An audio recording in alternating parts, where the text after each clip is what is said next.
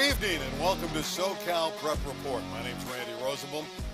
Alongside is Tarek Fatal of the LA Daily News. We'll talk to Tarek in a moment.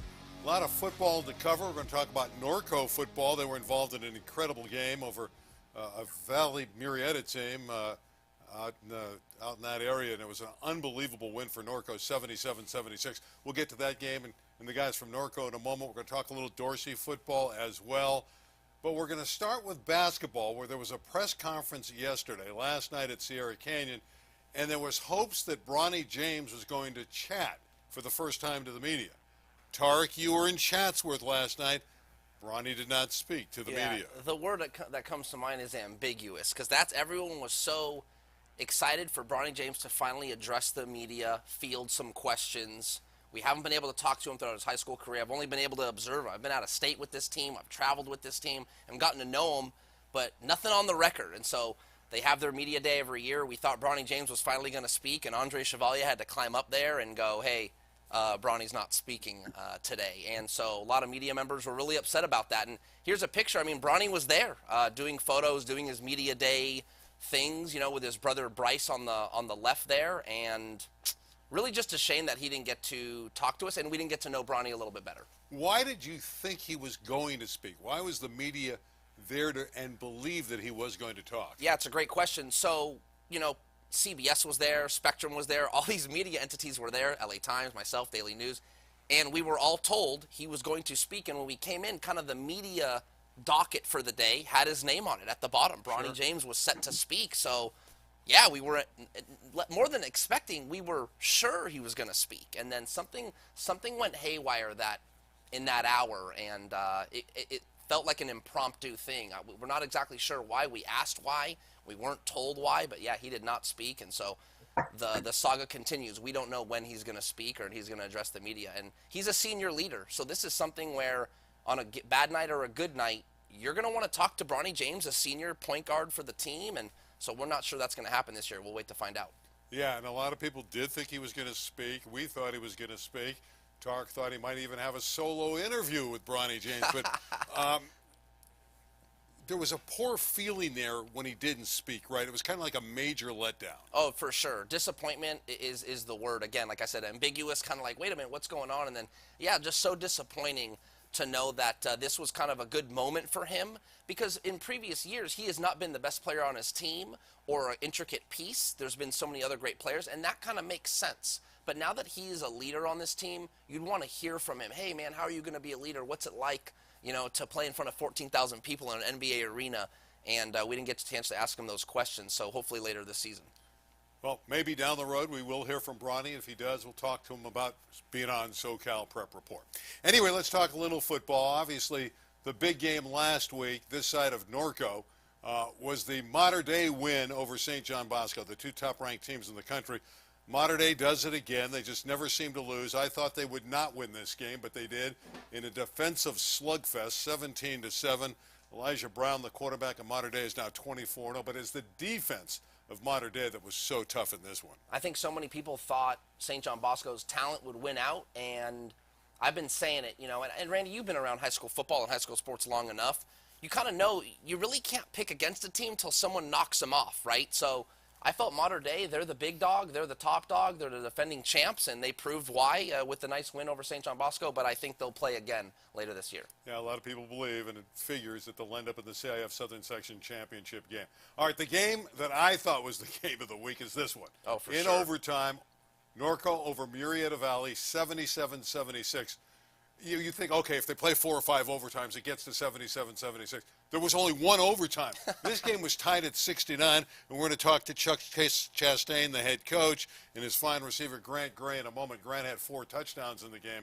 77-76, 69 tied at regulation. I can imagine that game probably didn't make deadline if you're a newspaper reporter, but what a fun game that must have been, and I'm curious to hear from Coach if there's a certain point you just go, okay, it's going to be an offensive game. Let's just try and outscore this other team. So what a great score. That's got to be a record of some sort. Yeah, it's the highest scoring game in the Southern Section's history and the 4th highest scoring game in California history. Wow. So, but it's number 1 ever in the Southern Section, and we'll talk about that when we get the guys on in a moment. How about Birmingham? You were at this game over Granada Hills 29-28.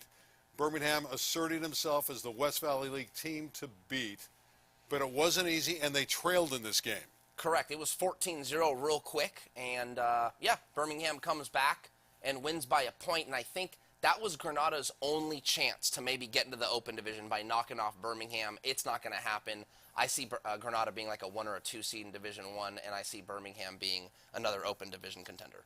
Yeah, of course, there's a couple other teams still in that league that have a chance. One of them is El Camino Real, and we'll have their game on tomorrow against Taft, and we'll have more about that a little bit later. But right now we want to turn our attention to Norco football. We're going to bring on Chuck Chastain and Grant Gray, his wide receiver. I know you're excited about this because I'm sure you want to learn about this game. Oh, I want to hear all about it. I want to hear about the success, and there had to have been some frustration, too, when another team scores 76 points. Yeah, 69 during the regular session. That's a lot of points. So we'll bring in Chuck Chastain. He's in his 10th year as the head, well, actually 9 years as the head coach, 1 year as the offensive coordinator. Grant Gray is a two-sport performer. He's also on the baseball team for Norco. Gentlemen, welcome to the program. Appreciate you having Coach, us. great to have you guys aboard. Coach, tell us about it. What was the great part of the 77-76 win? What was the part of the game that just drove you absolutely nuts? Tell us about this unbelievable game. Well, everyone kept saying great game, and I said I don't know if it was great. It was definitely exciting. But they're a very high-powered offense. We did not expect to shut them out. They have tons of weapons. We felt that we could score when we needed to. To say that we thought we'd get that high would be a lie, but we knew we could score. And it was just a crazy ending. You guys weren't there, so just recap for you. So we told our defense at halftime we needed to get 2 stops to get in the game. We were down 28-42 at half because we had 1 mishaps going in to score before the half. We ended up getting those 2 stops. We ended up taking the lead with a minute, I believe, 9 on the clock. We talked about kicking a field goal to win or running out time, so we know we're going to score. We decided to go for 2. We thought we had a good play call, and we didn't get it. So it was 69 points. We're only up by 6. They ended up driving down the field, believe it or not, in a minute 9 and scoring, and we blocked the PAT to go to overtime. Wow. So saved my butt because I looked like a, what, instead of the hero there. But we thought if we went for 2, they'd have to try to match us.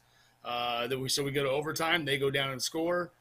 We get the ball. We convert 2 4th downs in the overtime period to score. And we decided we're not going to let them touch the ball again. So we put our offense on the field, put in our heavy package with a lot of our defensive players, put the ball in our running back's hand. We told our kids we need 2 yards to win, and we got 2 yards and ended up with 7 points, 1 more than them. And at the end of the day, that's all that matters. So, our defense, it does not seem like it with the points given up. Our defense played hard, and they made plays when they needed to. We could have tackled better. We could have executed some things better.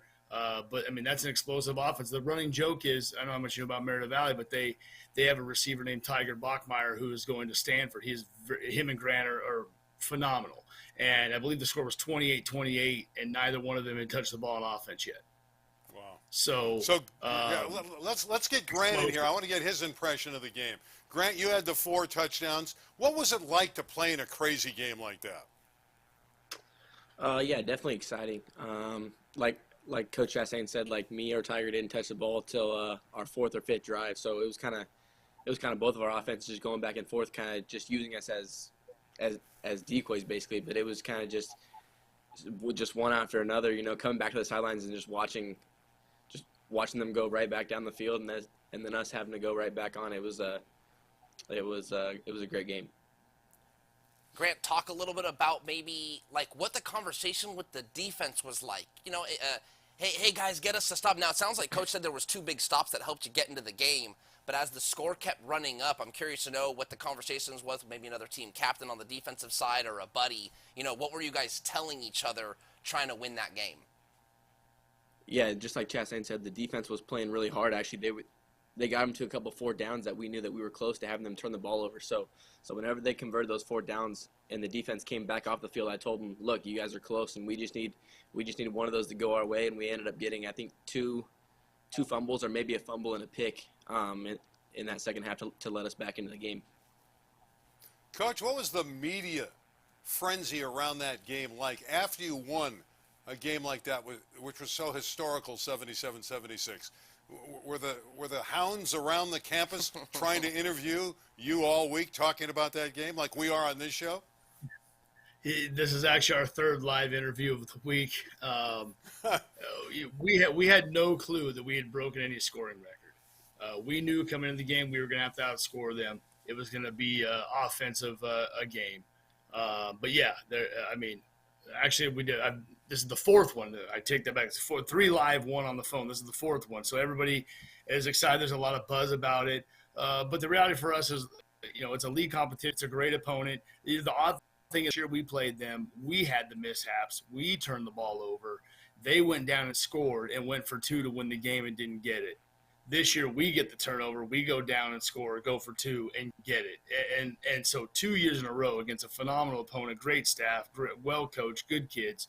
It's been a 1-point ball game, and both of them just went our way. So there was no rhyme or reason to us thinking that we were breaking a scoring record or anything like that. We were just playing football, and so now everybody wants to know how we did it. We just nothing special. We just ran our offense. We got in rhythm at the right time, and our kids showed a lot of heart and resiliency, and that's the thing that sticks out the most.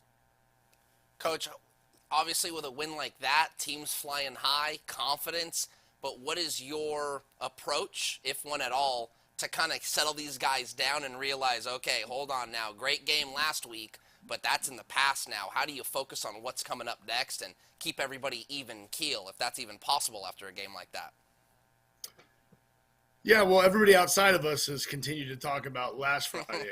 Inside our office and our locker room, we haven't talked about it at all. We're moving forward. We've had 2 great days of practice. We get Roosevelt, another league rival, coming to us tomorrow night for homecoming. Obviously, we got to perform at homecoming. Then we go on the road to Chaparral, and then we get our league rival in Centennial. So there's still lofty goals out there for us to achieve, and we're not focused on the past. We've corrected the mistakes in that film.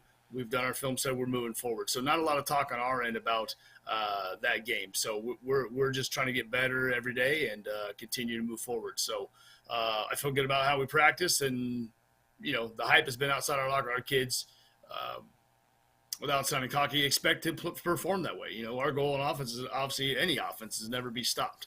But there was not a single punt in that game, not one on either side of the football. Wow. In your parts, Corona Centennial is the big dog. But you knocked them off a couple of years ago and stopped their 57-game winning streak in the Big 8. Now you're part of the Big West. I know, Grant, you were there. What was it like beating Corona Centennial, and how much do you look forward to that game at the end of the year playing the Huskies? Yeah, it was a big win for us. I think the last win that they had against Centennial was when my brother was there. So definitely breaking that 57-game win streak was a huge thing for us, and then playing them at their place this year is going to be a battle. And Grant, tell us about you, the two-sport athlete. How difficult is it to be successful as a football player and baseball player at the highest level? Because obviously you're pretty good at both, because you're going to play both at UCLA. Yeah, it's just time. Just time and effort. Sometimes coming straight from football practice straight into the batting cage that I have at the house here. It's just my determination and focus and how much I want to put into it. So it's really just all on me. Coach, when you're on these shows and these interviews and you listen to Grant answer these questions, and he's articulate, he's got charisma, he's like, this guy's like a model student athlete. I mean, would you not consider him, one of Norco's, best student athletes in your program? Is he someone that you see young kids, want to look up to? Talk about Grant and just kind of all he's accomplished. Yeah, well, my relationship with Grant is pretty special. I've actually known him since he was born. So, his father was able to play in the program.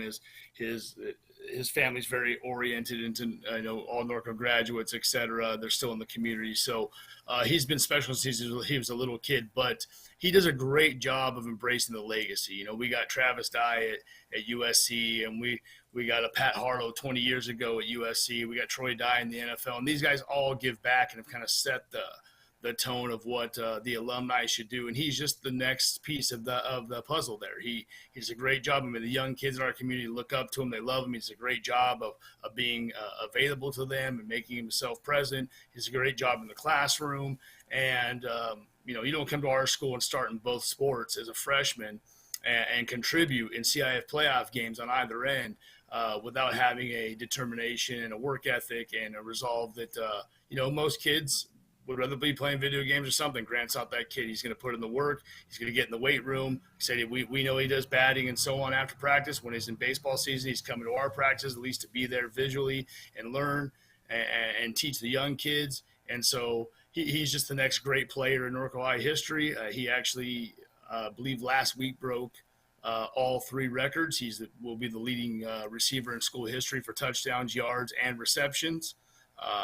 And he's done a great job of building the legacy and continuing. We talk about all the time, when you're gone, what's your legacy? We call them the ghosts of the past. What have they laid down for the future generations? And Grant's done a great job of being a community member, contributing, and really setting the example for the youth. And we're proud of him. Can't wait to see him at UCLA. We still got some work to do here, but really, really proud of what he's been able to do for the community and the youth, and just helping us grow as a whole. Well, Norco's 5-2, 2-0 in the Big West Conference in the Upper Big West. Grant, final question for you. You've been watching UCLA run the table to this point. They're 6-0. How much are you looking forward to being a Bruin? Oh, I mean, I can't wait. I think I've been to every single home game that they've had this year, and I've been down to the practice facility a couple of times to watch their practices or just to watch film. And I just can't wait to get over there and show my skills. Well, congratulations on a great football senior year. You've been there 4 years playing varsity football and varsity baseball. You got 11 touchdowns this year, over 50 catches. You're having a great season. Congratulations. Best of luck down the road in high school and when you move on to UCLA. And Coach Chastain, congratulations on a wonderful win last week. We'll put it on the back seat now. We'll forget about it. Good luck. Upcoming games, the big game with Centennial, and on to the playoffs. Thanks, guys. We really appreciate it. Appreciate you having us, guys. Thank you. All right. Okay, it's Chuck Chastain and obviously Grant Gray. And Gray, as you said, is the model citizen for a high school football player. And he's got the model size. He's 6'3", and the Bruins are getting a good one. Yeah, get that guy on my squad. Yeah, it's really nice to see student athletes give back to the community. I love the legacy. I'm not too familiar with that area, but it sounds like his whole family's like a Norco family, so that's pretty cool. And we'll see him in the Bruin colors here pretty soon. Could you imagine being in that game? No, 77-76. I actually can't. It sounds like a high school basketball game score. Yeah. A high-scoring basketball game. Something we might have tomorrow night when Taft and El Camino play in football, in a game we're going to have on LA 36 at 7 o'clock. Last week, El Camino got by Chatsworth, and it wasn't easy. But they had a guy by the name of Drayton Fowles who had a magnificent game. He's a backup running back, but he's talented. He gets a lot of snaps. Ended up with 3 touchdowns. He caught the first touchdown of the game on the opening drive. We're going to see it here. Hall gets it to him, and Fowles took it the distance. And this set the tone for El Camino winning not too comfortably. It was a little tighter than they expected at the end. Give Chatsworth credit on their homecoming. They really battled. But El Camino got their 4th straight win. And Fowles was terrific. Yeah, I think maybe one of the storylines for El Camino Real that a lot of people don't know is that they haven't been able to play any home games on campus. Right. They have a field that's unplayable. It's actually dangerous. It's been melting in the heat. It gets real slick in the cold. So they've been having to find different places to play their games. And despite all that, they're having a pretty good season and contending for a West Valley League title. And they'll be favored tomorrow, but they have some injury issues to deal with. Won't be easy for El Camino Real tomorrow night. They have 2 of their big offensive linemen are out, and 2 of their defensive linemen are out. Jaden Williams is a great player. He's not going to play. Vladimir Derbeshian's probably not going to play. And Devin Howard is a terrific running back, receiver, does everything on offense, very versatile. He's probably not going to play. Yeah, it might be a tough game for El Camino Real, but, Jason Sabalic's going to have them ready, and it's kind of funny. It's going to be the battle for supremacy of Woodland Hills, but in Reseda. They're going to play the game at Cleveland High School, so I like the Royals in that one. Yeah, and we're going to have that for you at 7 o'clock. And the oddity here is El Camino already has a win at Cleveland against Cleveland, and they're going back. Taft played there last week and lost a heartbreaking game at Cleveland. So Taft, in back-to-back weeks, is going back to Reseda, back to Cleveland. That's not very far. They're both from Woodland Hills. So really, it's the championship at Woodland Hills at stake tomorrow. And two teams that won lower division city titles. So you have two championship teams that are going to go head-to-head tomorrow right here on LA 36 at 7 o'clock. All right, we want to talk a little Dorsey football. We have a wide receiver. It's a wide receiver fest. We just heard from Grant Gray. We have Jeremy Ofulume. Ofulume is a wonderful wide receiver. Dorsey's having a good year. They're 4-3 overall, but more importantly, 2-0 in the Coliseum League. And Jeremy joins us now. Jeremy, good evening. Good evening. How you doing? I'm doing well. Tell us about you. We don't hear a lot from the inner city schools. There's no stats online about Jeremy. There's really nothing we read about Dorsey High School. We know it's a legendary program. We know Stafon's a great guy. You're a coach, Stafon Johnson. Tell us, what kind of player are you? Are you scoring a lot of touchdowns? Do you even know your stats? Do you even care about your stats? Well, in my opinion, I think I'm an all-around player. This is my second game back. We just getting all of our teammates back. Yeah, I think I'm an all-around player. You can just give me the ball, and I just do what I do. Jeremy, talk a little bit about the team and necessarily like what are the team's strengths? What are you guys good at? And what are some things that you guys are getting better at? Maybe strengths and weaknesses of Dorsey football this year. Well, I could say that our biggest strength is, coming down, laying the hat, hitting. And we have our defense is great. We could cover. Our offense is unstoppable. We have good receivers in me, Chastain, Jason, Samaje. We all good, really, in my opinion. I think, that's our biggest strength. We have a lot of speed. We could catch. We have a powerhouse offense and a powerhouse defense. What's something you guys are improving on? What's something that Dorsey needs to get better at? I can say like lining up, getting on the ball faster. All right, you said you have a whole bunch of good receivers. You put yourself in that group. Why are you such a good receiver? What makes Jeremy so talented? Well, I think it's my speed and me being able to run my routes and getting open for the pass. And I'm just very good at the line. I don't take too much time at the line. I just get the job done, get to where I need to be, and take it to the house. Ofulume sounds like a great name for television. You're going to score a lot of touchdowns. All right, down the road, where may you wind up? We just talked to Grant Gray. He's going to UCLA. Are you getting any offers? You're getting looks. What is the future for you? Well, I got my first scholarship to San Jose State University, so I'm most likely going to go there. That'd be great. Play for the Spartans. Got a good program there in the Mountain West. All right, are you looking ahead to Crenshaw? I mean, that's the big game. That's the Coliseum League game that everybody – look at the smile as soon as I mentioned Crenshaw. That's down the road. It's next week. I mean, you got a game this week with Fremont. You figure to win that. But next week is the big one. Tell us about that Dorsey-Crenshaw rivalry. Yeah, the rivalry it's been happening for years. We really looking forward to it. When we hear Crenshaw name, we all wake up. That's just the game that everybody wants. That's what the whole city want to see. So we're gonna put on a show. I ain't really gonna say too much. I ain't gonna talk too much down on them, but we gonna do what we gotta do, and we're gonna execute and come out with the victory for sure. Good for you, Jeremy. Spoken like a true pro. I love that already. My question, Coach Johnson. I mean, a legend high school player and college player in his own right, and now back coaching high school football. I know Coach Johnson a little bit. Every time I see him, hey, man, how did Dorsey do this week? And he always has a smile on his face. He enjoys teaching you guys the game. Can you talk about what Coach Johnson has done to impact your game? Coach Stafon always says, the best ability is availability. And he's always on us about that, making sure we got to do what we got to do.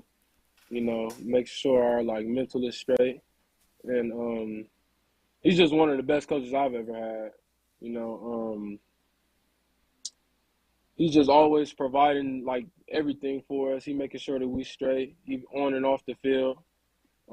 Coaching wise, he's very strict on us. He makes sure that we got to do what we got to do, and we go over a lot of stuff in practice over and over and over just to make sure we get it right. Has he turned you into a USC fan, or you were already that? A little bit. Okay, Not as much. Okay. Remember the name, Jeremy Ofulame. Jeremy, thanks for dropping by. Good luck tomorrow against Fremont. Best of luck against Crenshaw, and say hello to Stafon for us. I will. Thank you. Appreciate it. You got it. Jeremy, good kid. We got receivers on this show tonight, right? Got one lining up maybe in the Mountain West, one in the Pac-12. Could be pretty good. Yeah, good guys to throw the ball to and get in the end zone. All right, got some games to look at. Sure. Coming up, Bishop Amont got a tough one coming up. That's not going to be easy against Chaminade, who's undefeated. There are the records. Who do you like? That's the Daily News Game of the Week. I picked Chaminade to win that game. They just haven't seen – they haven't shown much weakness this year. They're dynamic on offense, but their biggest strength is defense. I think they go down to La Puente and they get the win. So give me Chaminade in that game. How about this is an interesting one because Thousand Oaks is undefeated and nobody really talks about them. Moore Park's a good program. T.O. trying to go to 8-0. This is a program that at one time had a 26-game losing streak. I'm talking about Thousand Oaks. They hire a coach named Evan Yabu. They get a couple wins in that spring abbreviated season when there was COVID.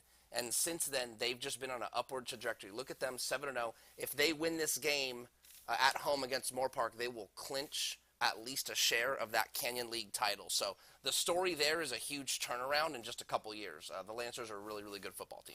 And the best game in the city this week is going on right now. It's 7-0 against 4-4. And the last we heard, it was San Pedro 7-0 at halftime. So 7-0 record. They're 7-0. Now where's our update? We just got it clicked in for us. So the Pirates up to 14-0 as we speak. Walsh does a great job there. Corey Walsh is young. His team is obviously a tremendous defensive team. From day one, for me, they've been the best team in the city. Carson's been coming on, so this was a little bit of a potential roadblock. That's a good performance so far by San Pedro. I think San Pedro's one of the usual suspects when we come to the city section open division. I anticipate them being in that field, but I just got done talking about it with Mater Day. Until you knock off the big dog, I think they're the favorite. So I'm going to keep saying with Birmingham's the team to beat in the open division city section. All right. The one trepidation I have about San Pedro is their offense. They don't score a lot of points, but defensively they shut everybody down. Now there's another game that's going on now that's big in the southern section. The last we heard it was 31-14 Los Alamitos over undefeated Edison. That's another great Thursday night game. Yeah, I think it was 31-21. Oh, they scored again. Yeah, 31-21. Okay. I don't know what the updated score is, but that was the last score we heard, and we'll see. I think Los Alamitos is probably going to end up holding on and winning that game, but Edison is unbeaten, so maybe they take their first loss tonight. Yeah, I know the running back there for that fine team from Los Alamitos, Brian Henderson, I think it is. He's got over 150 yards even in the first half, so goodness knows how many he's got by now. So you know where you're going to be tomorrow night? Any clue? Yeah, tomorrow night I am going to be at Alemany, Notre Dame, Sherman Oaks. What? That's not for a championship or anything. Yeah, no, actually, and I can say this. I called Casey Clausen today, and I said, hey, man, just make sure my name's on the parking list coming to the game tomorrow night. And he goes, why are you coming to our game? I want to check out. I want to check out the game. I got a column I'm working on. We got Crespi 0-7. Notre Dame's not doing too hot. Alemany. If you're someone that's followed high school football in the Valley for a long time, those are traditional powers that have kind of fallen on hard times. And I want to go see it with my own two eyes and maybe even write about that a little bit. So I got a story in mind for that game. I got a story in mind for my game tomorrow night. It's going to be interesting. Taft against El Camino Real. Again, it's our game of the week. It's our final game for El Camino. They're 3-0 on our air this season. And even though they're favored, it's going to be a difficult game because of the injuries. So it's 7 o'clock tomorrow night, live from Reseda in Cleveland, at Cleveland. It's going to be El Camino Real again on the road, although they're the home team, the designated home team, playing against a Taft team that can score. So that should be an interesting game. And now we have a further update on the Los Alamitos game. The Griffins over the Chargers. Is that a final, Larry? No, they're still going on there in the fourth quarter. 45-21, Los Alamitos. I think Los Alamitos has like a really good quarterback. I'm not sure what his name is, though. Nelson? Oh, yeah, never heard of him. Yeah, never heard of him either. Yeah, he's really good. They got that running back. Henderson's doing pretty good tonight. Talk was fun. It always is. Went fast. Should have been faster. Could be next time. You never know. For Tarek, I'm Randy. We'll be back next week, Thursday night, 9 o'clock, right here on SoCal Prep Report. But remember, tomorrow at 7 o'clock, Taft and El Camino on our air. We'll see you next time, right here on SoCal Prep Report. Good night, everybody.